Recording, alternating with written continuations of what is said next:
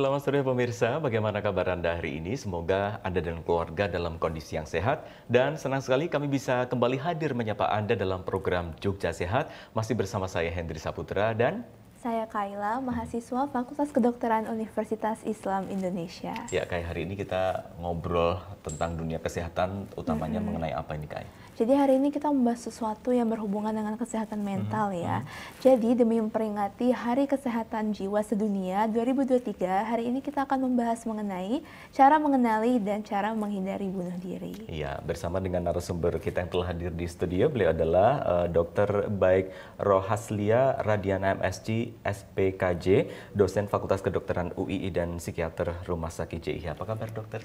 Alhamdulillah sehat. Alhamdulillah sehat. Kita bertemu lagi di edisi hari ini dan terkait dengan Hari Kesehatan Mental ini sedunia ya. Bahkan artinya di beberapa belahan dunia pun juga mental health ini menjadi satu fokus yang tidak boleh dihindarkan begitu, karena makin kesini korbannya makin banyak begitu. Dan baru-baru ini juga salah satu mahasiswi di Semarang kalau tidak salah ya kemudian melakukan bunuh diri. Meskipun itu tidak dibenarkan, kita akan membahas agar angka bunuh diri ini tidak meningkat, karena data dari Polri meningkat ya dok jika dibandingkan dengan tahun lalu.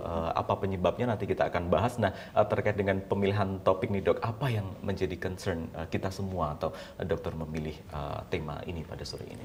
Baik, terima kasih Mas. Nah ini kalau misalnya kita lihat tadi seperti yang disampaikan, tidak hanya karena kebetulan kemarin itu merupakan Hari Kesehatan Jiwa Sedunia, tetapi sebenarnya kita perlu memahami bahwa kesehatan mental, kesehatan jiwa itu juga bagian dari kesehatan secara keseluruhan. Jadi tidak ada sehat tanpa sehat jiwa, begitu.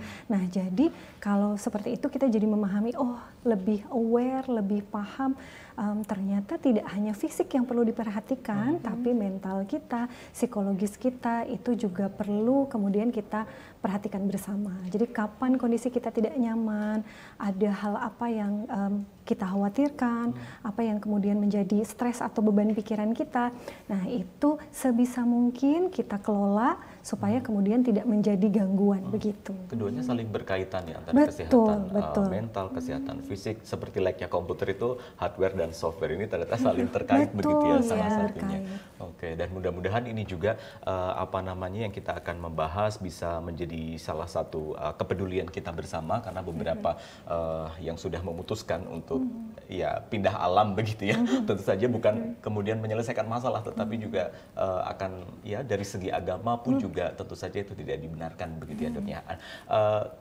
Apakah itu terjadi karena perkembangan sosial media dok, yang banyak orang tadi saya sudah share di media sosial saya begitu, ada beberapa pertanyaan, silakan disampaikan. Mereka rata-rata menganalisa bahwa perkembangan media sosial banyak tekanan di sana, entah tekanan sosial, ekonomi dan sebagainya, ada bullying juga, itu menjadi salah satu penyebabnya. Apakah menurut dokter itu juga betul seperti itu atau seperti itu? Betul, tentu saja ini sangat berpengaruh ya. Ketika kemudian sosial media ini kan sebenarnya dua sisi mata uang. Di satu sisi bisa memberikan kemanfaatan untuk kita, tetapi di sisi lain ini juga bisa jadi sesuatu yang membahayakan. Ketika kemudian apa yang kita serap informasinya ini adalah sesuatu yang tidak menyenangkan, atau kemudian dalam bahasa sekarang bersifat toksik begitu. Nah, jadi kalau kemudian misalkan pengaruh-pengaruh negatif, kemudian kata-kata yang tidak menyenangkan juga, misalkan sarkasme, atau kemudian perilaku-perilaku negatif yang lainnya, termasuk juga tadi bullying begitu ya.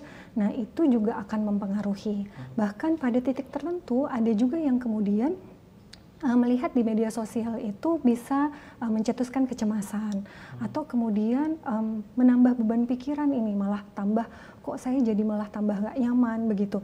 Nah itu juga mempengaruhi. Nah sehingga kemudian kita perlu berhati-hati sebenarnya ketika kemudian kita merasakan melihat media sosial ini justru sebagai stresor begitu ya, atau kemudian justru malah membuat kita khawatir, atau karena tadi ya kalau kita lihat kok teman-teman kalau saya lihat statusnya atau apa yang mereka bagikan bikin saya tambah nggak nyaman, lebih baik kita stop begitu. Oke, karena seperti yang disampaikan tadi di awal ya, kayak dokter mengatakan bahwa stres ini harus kita kelola begitu ya. Itu salah satu poinnya. Nah, saya jadi penasaran nih, pasien-pasien yang datang ke dokter ini apakah makin kesini banyak yang anak muda, mereka yang which is usia sangat produktif, apa yang kemudian hal yang disampaikan atau apa yang mereka keluhkan rata-rata ke dokter? Oke, baik. Sebenarnya kalau misalnya kita lihat secara ilmiah pun memang kasus-kasus gangguan mental, terutama misalkan depresi ya, itu secara umum memang statistiknya banyak pada usia 20-30 tahun begitu. Nah, jadi memang pada usia produktif begitu. Nah, tetapi kalau misalnya kita lihat sekarang sebenarnya kenapa seolah-olah semakin banyak, karena orang sudah semakin aware. Ada banyak, kalau ada keluhan sekarang bisa browsing misalnya begitu ya. Terus kemudian orang juga tidak malu untuk kemudian saya merasa ada keluhan, bagaimana kalau kemudian memeriksakan diri begitu. Nah, jadi di satu sisi ini juga baik kalau kemudian ada keluhan bisa langsung diperiksakan, tapi di sisi lain bisa jadi tadi karena pengaruh media misalkan jadi mudah merasa tidak nyaman. Nah, jadi akhir-akhir ini yang menjadi keluhan adalah misalkan problem keluarga, kemudian masalah akademik begitu. Rata-rata misalkan ada pengaruh teman sebaya misalkan gitu. Jadi ada kerentanan atau faktor risiko sebenarnya sebelumnya. Kemudian ada pencetus yang terjadi, ini mempengaruhi sehingga akhirnya menimbulkan keluhan atau gejala yang membuat tidak nyaman. Nah, kalau ini tidak ditangani segera, apalagi ketika kemudian tidak ada support system, mereka bingung mau cerita kemana, nggak ada teman misalkan begitu ya, terus kemudian dengan keluarga juga tidak dekat, akhirnya dipendam terus sekian lama, sehingga lama-lama akhirnya mulai ada keluhan, sering sakit kepala, mulai kehilangan semangat, terus habis itu mulai merasa sedih terus-menerus, kemudian akhirnya jadi kehilangan minat untuk ngapa-ngapain, dan yang paling berat mungkin ketika selain keluhan-keluhan fisik dan akhirnya sulit tidur, yang paling tidak menyenangkan atau perlu kita waspadai adalah keinginan atau ide bunuh diri, begitu. Nah, dari beberapa pengamatan dokter di lapangan, seseorang yang mengalami tanda-tanda seperti tadi hingga akhirnya ada keinginan untuk pindah alam tadi ya dok ya, apakah mereka sadar bahwa dia ada di fase yang apa istilahnya membahayakan, ada di fase yang harus dia butuh pertolongan, sehingga ketika tidak ada support system yang mendukung, mereka bisa pergi sendiri entah mencari teman atau ke dokter bahkan, atau seperti apa? Ada yang kemudian pada fase awal itu datang sendiri begitu ya. Nah, jadi mereka menyadari begitu. Ada juga yang kemudian dibawa oleh keluarganya. Nah, jadi yang paling baik memang dikenali sejak awal atau dirasakan ada sesuatu yang nggak beres nih sama saya, sehingga pada saat itu bisa ditangani lebih cepat. Nah, tapi memang pada titik tertentu ada yang kemudian mungkin orangnya tertutup, sehingga kemudian perlu diajak atau diingatkan oleh teman atau keluarga begitu. Nah, ada juga yang kemudian kalau kondisinya lebih berat itu mereka sudah tidak bisa memahami perasaannya sendiri, sehingga kemudian daya pertimbangannya itu berkurang begitu. Nah, kalau seperti ini dalam kondisi yang lebih berat berarti orang-orang di sekitarnya yang perlu lebih aware untuk membawa ke rumah sakit atau apa namanya profesional untuk kesehatan mental begitu. Terkadang juga generasi sekarang merasa mungkin temannya pun juga sebetulnya aware, tetapi memilih untuk mengunci diri dan kadang-kadang sharingnya malah ke media sosial begitu mencari. Betul. Kalau misalnya apa namanya dulu itu kan kita bisa cerita deket, guyup misalnya begitu ya. Kalau sekarang kadang-kadang teman-teman kita misalkan para remaja berpikir teman-teman saya bisa dipercaya nggak ya, aman nggak ya kalau cerita sama mereka. Aku khawatir nanti ceritaku misalkan disebarkan dalam tanda kutip misalnya begitu. Nah, makanya akhirnya mereka memilih untuk memendam sendiri atau kemudian daripada pada titik tertentu saya pengennya daripada dipendem malah nggak enak, akhirnya bikin status nih misalnya begitu. Nah, kadang-kadang membuat status itu ekspresi untuk meluapkan emosi, tapi bisa jadi juga sebenarnya adalah keinginan untuk ini loh, aku sebenarnya butuh bantuan begitu.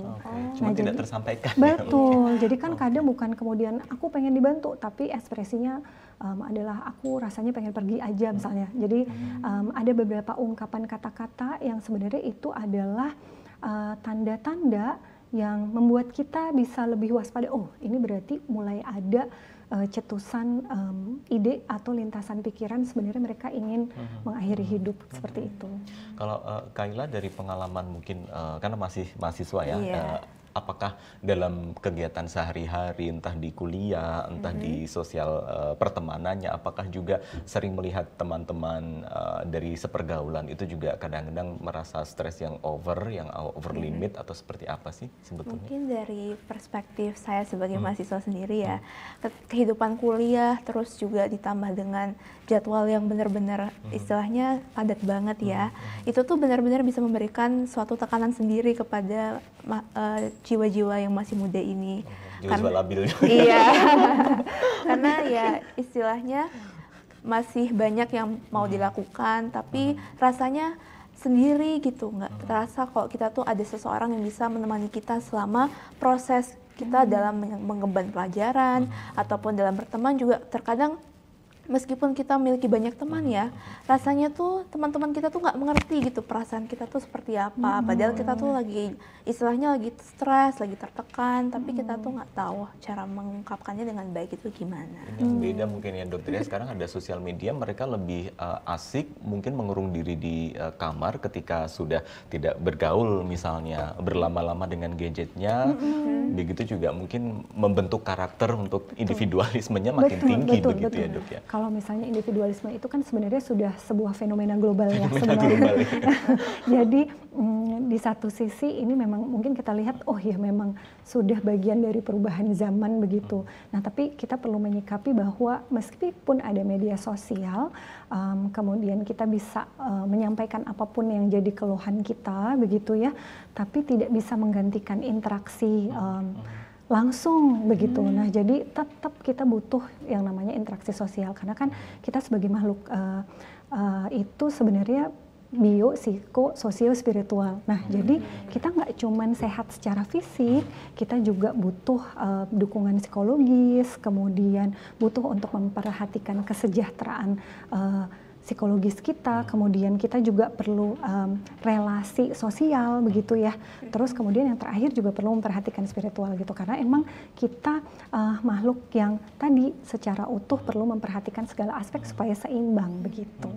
Individualisme itu kemudian banyak dikenal dengan istilah apa introvert mungkin ya. Kemudian itu ketika mereka men-share di media sosial seperti seolah-olah ada identitas yang kemudian harus diakui oleh teman-temannya. Aku ini introvert nih begitu, dan entah itu satu ungkapan aku butuh bantuan aku sendiri nggak bisa mengungkapkan, atau sebetulnya aku cukup hidup sendiri aja nggak butuh kalian begitu. Sebetulnya apa yang terjadi? Karena itu tadi dokter mengatakan ini kebutuhan, tidak hanya berteman di sosial media tetapi juga secara in real life juga harus berhubungan dengan teman-teman begitu. Oke, jadi kalau misalnya introvert itu kebetulan karakter kita yang misalkan tertutup begitu kan ya, sehingga kemudian agak sulit untuk mengungkapkan apa yang dirasakan, apa yang menjadi atau membuat tidak nyaman. Tapi bukan berarti orang yang ekstrovert atau terbuka pun tidak bisa merasakan stres. Nah, jadi banyak juga mereka yang kemudian orangnya terlihat dari luar kok kayaknya ceria gitu. Oh tapi ternyata sebenarnya memendam banyak masalah gitu. Itu juga ada begitu. Nah jadi tidak bisa kemudian kita lihat hanya dari kecenderungan oh ini kayaknya ceria nih nggak bakalan kenapa-napa misalnya begitu. Tidak juga begitu. Tapi memang ada faktor resiko ketika kemudian ada masalah kecenderungannya lebih disimpan atau dipendam tadi itu jauh akan menjadi beban lah istilahnya sehingga kemudian bisa mencetuskan gangguan.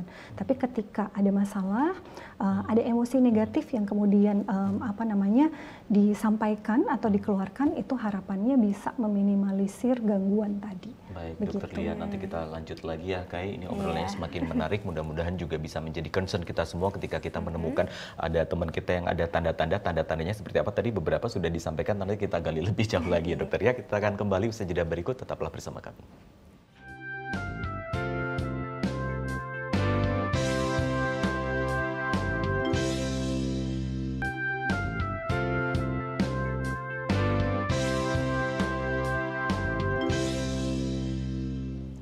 Terima kasih telah kembali bersama kami di Jogja Sehat. Kembali lagi bersama Dr. Lia. Jadi kita sudah membahas ya dok tentang ciri-ciri dan juga kira-kira penyebab apa sih yang mendorong orang-orang untuk memiliki kecenderungan bunuh diri. Mungkin sekarang kita mau membahas lebih dalam lagi kira-kira apa sih tanda-tanda atau ciri-ciri dari orang-orang yang mengalami tekanan yang berat ataupun stres yang berat. Oke, baik, terima kasih Mbak Kaila. Jadi kalau misalnya kemudian orang melakukan atau berpikiran ingin bunuh diri, itu ternyata tidak datang tiba-tiba, gitu ya. Nah, jadi mereka melakukan atau mempunyai ide seperti ini tadi seperti yang disampaikan Mbak Kaila, karena ada tekanan yang berat. Nah, jadi kita perlu pahami dulu nih bahwa ternyata memang ada faktor resiko. Misalkan yang pertama adalah faktor genetik. Jadi kalau kemudian di riwayat keluarganya ada riwayat dengan gangguan mental, maka akan lebih besar resikonya dibandingkan yang tidak. Oh, ada pengaruhnya ya? Betul. Ada faktornya, betul. Nah, kemudian hal lain yang mempengaruhi adalah pola asuh di dalam keluarga. Ketika kemudian pola asuhnya baik, demokratis, dekat, maka kelekatan yang baik itu akan meminimalisir untuk gangguan mental itu terjadi. Nah, tapi ketika kemudian di keluarga misalkan ada masalah, begitu ya, misalkan ada konflik, kemudian ada masalah yang tidak terselesaikan, maka ketika seseorang itu di dalam keluarga akhirnya stres, depresi, ini juga menjadi faktor resiko. Nah, kemudian faktor dari lingkungan nih, misalkan lingkungan sosial, kemudian lingkungan sekolah. Nah, semakin banyak faktor yang menjadi pemicu, apakah misalkan bullying, tekanan teman sebaya, itu juga akan semakin memperberat begitu. Nah, kemudian kepribadian seseorang juga tadi, kalau misalnya dia adalah yang tertutup misalkan, maka kecenderungannya juga akan lebih besar. Nah, ternyata bunuh diri itu sebenarnya penyebabnya ada banyak ya. Nah, tapi salah satu penyebab paling sering memang adalah depresi begitu. Nah, apa sih tanda-tanda depresi itu? Sebenarnya ada 3 gejala yang paling khas begitu ya. Nah, yang pertama adalah kelihatan sedih berkepanjangan. Kemudian yang kedua, kalau kita lihat ini mulai kehilangan minat nih terhadap hal-hal yang sebelumnya dia seneng. Misalkan tadinya suka jalan-jalan, tadinya suka nonton, terus habis itu sekarang kok kayaknya diem aja, males ngapa-ngapain. Terus itu yang paling kentara ya? Iya, itu paling kentara. Nah, kemudian setelah itu kok kelihatan lemes terus, merasa mudah capek, kemudian badan rasanya nggak nyaman, begitu ya. Nah, baru ini ada juga gejala-gejala penyerta yang lain, misalkan sulit konsentrasi. Nah, makanya dia jadi merasa nggak nyaman nih buat kerja, buat sekolah. Ketika kemudian rasanya makin berat, makanya nggak heran kok tiba-tiba nggak masuk ya, kok ini kemana dicariin nggak ada gitu ya. Nah, terus selain itu sulit tidur, terus kemudian merasa ini kok jadi semakin tidak nyaman, sampai akhirnya ada tadi ide-ide untuk mengakhiri hidup. Nah, sebenarnya ide itu adalah hasil atau akumulasi dari stres yang berkepanjangan tidak ditangani ini tadi, begitu. Kalau kita boleh disampaikan dokter dari beberapa aspek begitu, keinginan untuk melakukan bunuh diri, tentu saja kan tujuannya adalah untuk mengakhiri permasalahan atau stressing yang dia alami begitu. Ketika seseorang memutuskan untuk bunuh diri, apa yang menjadi kerugian yang akan terjadi begitu dok bagi seseorang ini? Mereka harus paham kan dok, ketika bunuh diri itu tentu saja bukan solusi begitu. Apa yang kemudian terjadi begitu ketika seseorang udah bunuh diri? Apakah kemudian masalahnya selesai? Tentu tidak, atau mungkin selesai untuk dunia tetapi yang ditinggalkan. Kemudian juga urusan kalau dari sisi agama di akhirat pun juga tentu saja tidak akan selesai begitu saja gitu dok ya. Nah, yang perlu kita pahami adalah sebenarnya mereka itu pun ketika dalam kondisi baik-baik saja tidak akan menginginkan ini.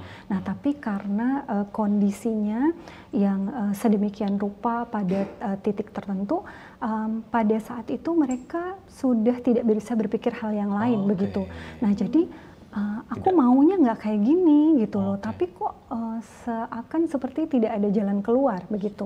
Tidak rasional ya. Betul. Nah, jadi misalnya nih kalau kita lihat, mereka melihat ya dari kacamata yang mereka sampaikan. Misalkan ada masalah di rumah, pulang ke rumah mereka rasanya nggak nyaman. Orang tua misalkan konflik atau kemudian tidak lagi peduli begitu ya. Jadi pulang ke rumah rasanya benar-benar ada yang misalkan bilang, "Dok, saya pulang ke rumah tuh malah nggak tenang, bawaannya nggak nyaman, makanya lebih enak malah justru di kos atau di kampus," misalnya seperti itu. Nah kemudian nggak punya temen nih untuk menyampaikan keluh kesah begitu ya. Jadi misalkan rasanya teman-teman tuh nggak ada yang bisa ngertiin aku, Dok, kayak gitu. Nah jadi pulang ke rumah salah, terus habis itu di kampus atau misalkan di lingkungan kerja nggak ada yang bisa mengerti, sehingga sebenarnya mereka nggak pengen berpikiran ke sana, tapi kok akhirnya seolah-olah itu yang jadi jalan keluar. Nah kemudian ternyata ini juga ada aspek biologi nih. Kalau misalnya kita lihat ternyata stres yang berkepanjangan itu memang mencetuskan ketidakseimbangan di otak begitu. Nah jadi memang ada hormon yang terpengaruh. Nah jadi kalau dalam bahasa kedokteran ada senyawa yang namanya serotonin nih. Dalam kondisi stres berat yang kemudian berujung pada depresi, ini kondisinya turun, drop banget. Makanya kenapa kemudian tadi akhirnya murung, sedih terus-terusan.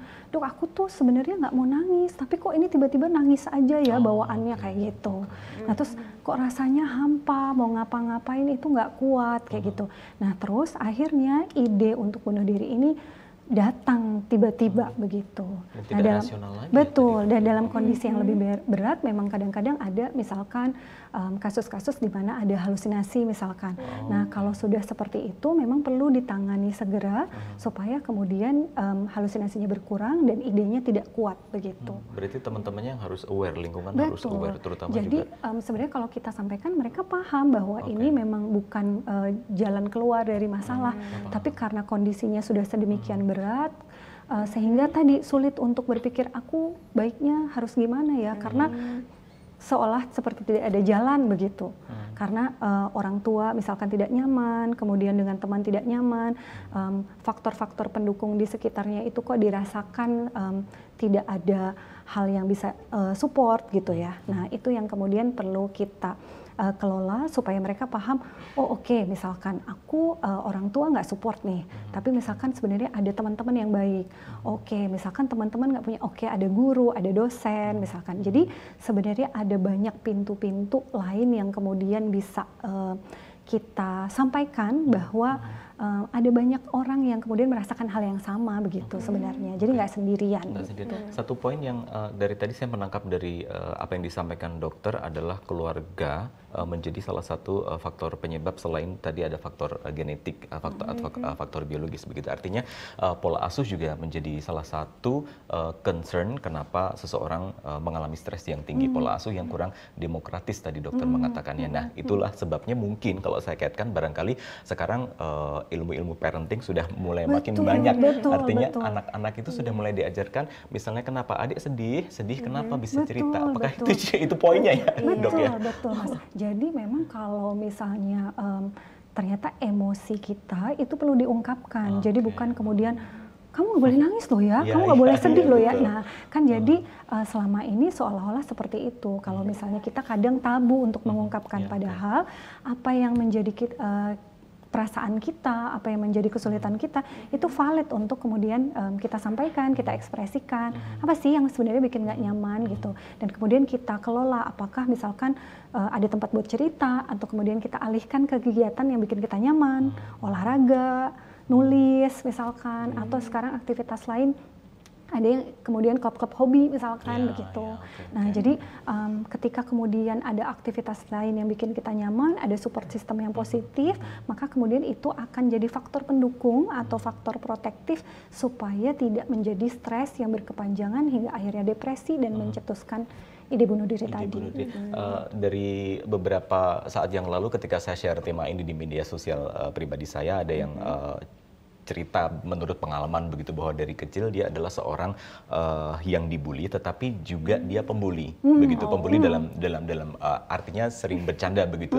Ketika saya tanya kenapa kemudian kamu dibully dan menjadi pembuli, karena ayah saya waktu itu, ayah dia selalu ada di belakang saya. Tapi ketika sekolah memberikan peringatan, orang tua harus datang, orang tua datang. Jadi artinya sangat penting di sini orang tua, entah ayah atau ibu, mensupport dari belakang anak-anaknya apapun yang terjadi begitu. Ketika salah memang harus dibetulkan, diarahkan, tetapi apapun yang terjadi pada anak ini orang tua harus selalu ada begitu kan ya. Betul. Nah, jadi memang orang tua ini menjadi peranan yang sangat penting supaya kemudian akhirnya kita menjadi seseorang yang lebih kuat begitu ya, dan pendampingannya ini yang sangat penting begitu, bukan berarti kemudian memanjakan tapi mendampingi begitu. Oke. Tadi yang satu poin disampaikan adalah mungkin cara menghindari adalah dengan melakukan hobi atau komunitas yang memiliki hobi yang sama begitu ya Dok. Nah, itu juga salah satu hal yang bisa dilakukan. Jadi ketika dalam kondisi stres, tapi apakah mungkin nggak sih Dok ketika seseorang mengalami stres, hobi pun juga tidak kepikiran untuk melakukan hobi? Betul, itu kalau dalam kondisi yang kemudian sudah stres berat atau depresi tadi, akhirnya yang hobinya jadi tidak dilakukan. Tapi kan ini bisa jadi alternatif untuk supaya jadi lebih nyaman begitu ya. Baik, oke. Tapi ini luar biasa sebetulnya kalau waktunya masih panjang, tapi sayangnya waktunya sudah habis. Dokter, terima kasih sekali sudah bersama kami. Terima kasih sekali juga sudah menemani saya di sini. Mudah-mudahan apa yang disampaikan ini bisa memberikan masukan yang sangat positif dan kita bisa aware dengan teman-teman kita yang mungkin mengalami ciri-ciri yang dokter sampaikan tadi. Ada satu pesan mungkin yang masih belum disampaikan. Jadi ketika kemudian ada keluhan, jangan ragu untuk mendatangi orang-orang yang kemudian kita rasakan bisa mendukung. Jadi perlu mendengarkan orang-orang di sekitar kita, itu yang pertama. Kemudian yang kedua, kalau misalnya kemudian kita punya kesulitan dan kita merasa nggak nyaman dengan diri kita, begitu ya, bisa memeriksakan diri ke profesional yang bisa menangani untuk kesehatan mental ini. Sekarang di puskesmas, setiap puskesmas sudah ada psikolog. Betul. Nah, jadi dengan layanan yang terjangkau bisa kita akses. Nah, kemudian sekarang juga psikiater tersedia di hampir seluruh rumah sakit, begitu ya. Nah, ini juga bisa menggunakan BPJS. Begitu. Nah, jadi jangan sampai kemudian karena alasan biaya atau kemudian akses sehingga tidak memeriksakan diri. Tidak ada alasan ya sekarang ya. Oke. Terima kasih sekali Dr. Lia Kaila sudah bergabung bersama kami. Kita akan berjumpa lagi di lain kesempatan mewakili teman-teman yang bertugas. Selamat sore dan sampai jumpa.